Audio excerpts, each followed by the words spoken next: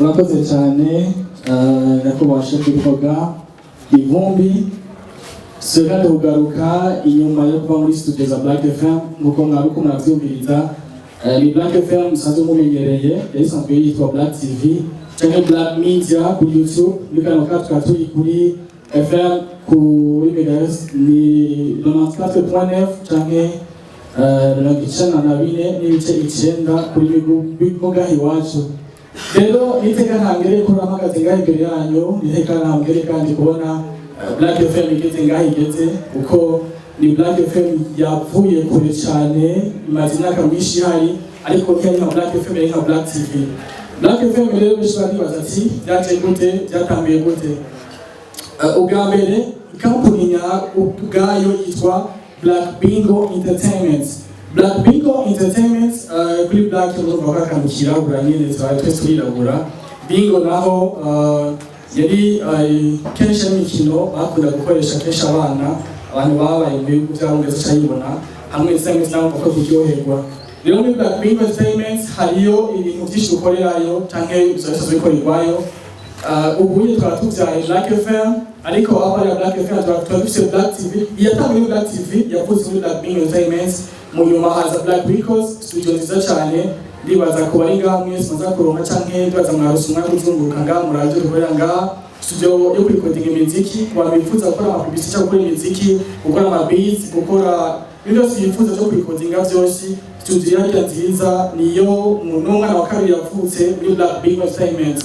Mwana gatatu yavutse muri Black Bingo Entertainment nka company ni Black FM iradiyo mbona yavutse ifamiranira kuri 94 ibice 9 yabuze gacha mutumba inta zitandukanye washaka na muri Kongo Bukavu baratwumviriza ibuvira baratwumviriza Bukavu ni ari ibibuga ni henze nakubarira za mugatumba Bubanza Cibitoke uri kwadonga muri Rirare uraja hirya hose za hariya anye ushenga uja mu Rumonge cyangwa twumviza cyane atakibazo na kimwe kuri megahertz nyana na 4.9.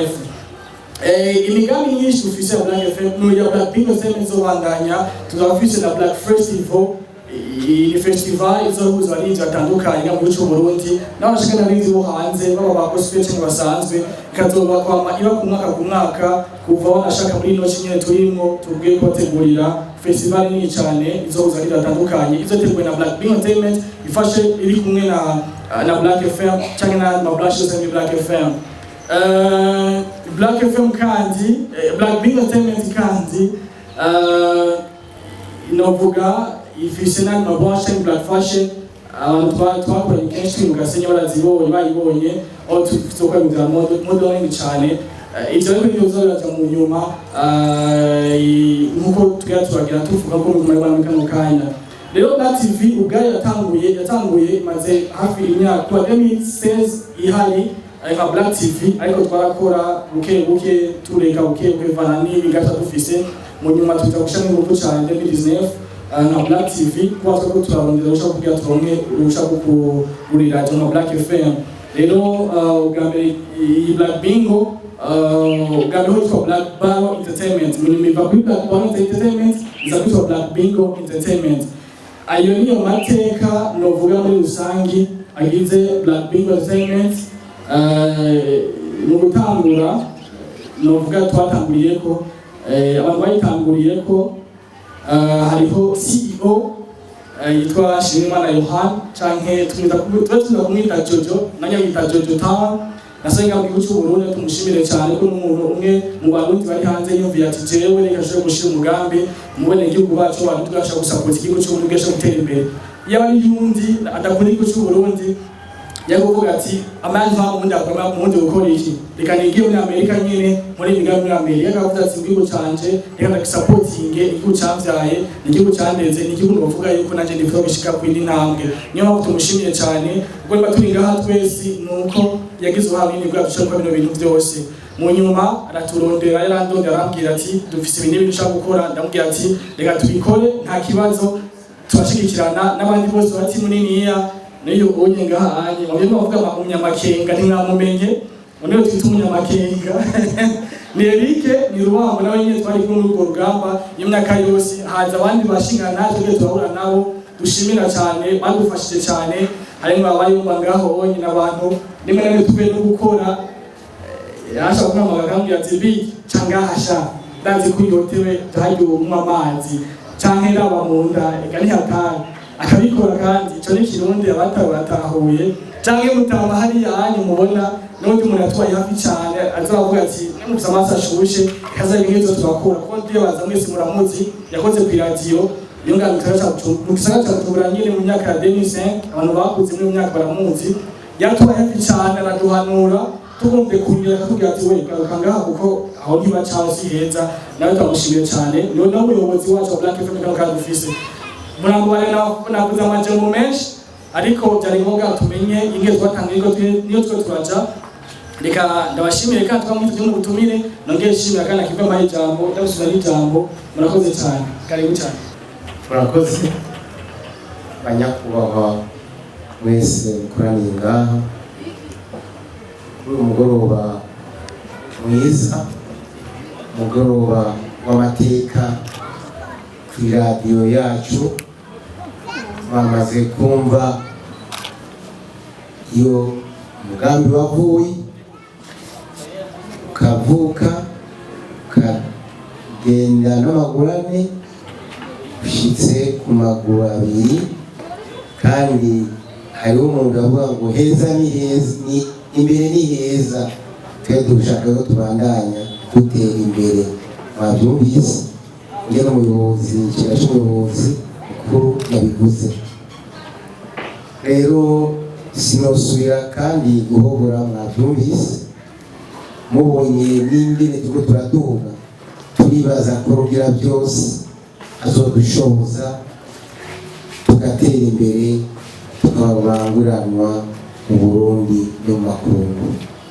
Nagomba rero shimire umuntu yihaye uyu mugambi, shimire abawufashe mu mugongo, tubasaba yuko modufasha ikintu cyose kigira vision ndiko ndaja hehe, batubaye hafi n'ubu bakiri hafi yacu, mubandanye muri hafi yacu, mudutere imbere, muduhanure kugira ngo ejo na hirya y'ejo turazi yuko dushobora gutirigana mukumva ahantu ngo duteze imbere, muhadodore, mutujakara tuhadodore kugira ngo tubandanye. Hagiye udateye intambwe imbere ugumye ngaho abandi baraguca nuko basubira inyuma. Tubasabye rero mwese n'abandi bakunzi muzoturomerera kadufate mu mugongo tubandanye dukuza iradiyo yacu ivutse uno munsi.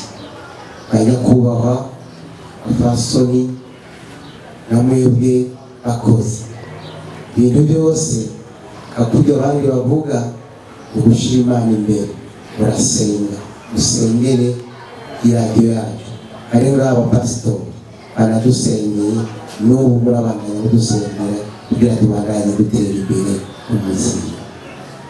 Nagomba ngira yaba ariho akajombo gasigaye tuzosigara tukajya mubwiye umutwonge hanyuma suye kubashimira n'ejo na hirya y'ejo muragaruka aha ni wanyu ni muhira, tukaribu tuzobakira tuganire mudufashe kwiteza imbere, turakeneye umuganda wanyu tugire Kristo. Mwenye kuranza mahoro y'Imana. Hanyuma banyakubahwa bashitsi bahire umwe wese mucubahiro Imana yamuhaye, tugira amahoro, tugira amahoro, iteka iterambere mu gihugu cyacu. nk'uko twashishikaye kuba tubyumva kuva mu ntango, twagomba dushimire bimwe byimva mu mutima leta yacu y'u Burundi. Igihe twiyumvira iki cyiyumviro ibyari byoroshe, wanashaka twarabona yuko intererano yacu ari kirumara muri iki gihugu. Aho niho Black TV yatangura, kandi barayibonye nk'uko bamwe babivuze bamenyesha amakuru. Hanyuma aho twari dufite icyiyumviro cy'uko dukwiye gukura, kandi niho twafata ingingo y'uko dukwiye gusaba igihugu kikatwemera y'uko radiyo Black FM yotangura mu gihugu cy'u Burundi. Twarabona yuko koko bitoroshe, mugabo dushimire cyane leta y'u Burundi yatwemereye ko Black FM iroha ikibanza mu maradiyo ari mu Burundi. Mbere mufashe gukomera amashyi abatwari bacu. Muti none Black FM ije gukora iki? Twabyumvise ko ije guteza imbere imico kama ibicishije mu mico n'akaranga by'u Burundi. Sinzi ko maze imisi mubibona muri iyi minsi, abantu cyane cyane nk'urwaruka bakeneye intererano cyane, intererano. Rero murumva yuko Black FM nayo ije kugira icyo ikoze mu rwaruka. Ikigira kabiri, Black FM ni radiyo cyane cyane igizwe n'ibice 99% by'urwaruka. Nagira ndabasabe rero, urwaruka ntiruze rusore kuba mu rwabuza rupfugira. Twebwe iradiyo Black FM nta rubibe, nta rubibe. Mwumvise ko tuzogerageza gukorera mu ndimi zine, nibiba na ngombwa ziziyongera. Umwana rero ntavuka ari mu bashe yuzura ingobyi. Duce tumvikana neza ko Black FM irakeneye abantu bayifata mu mugongo. Nabo se abandi ni mwebwe abarundi turi kumwe.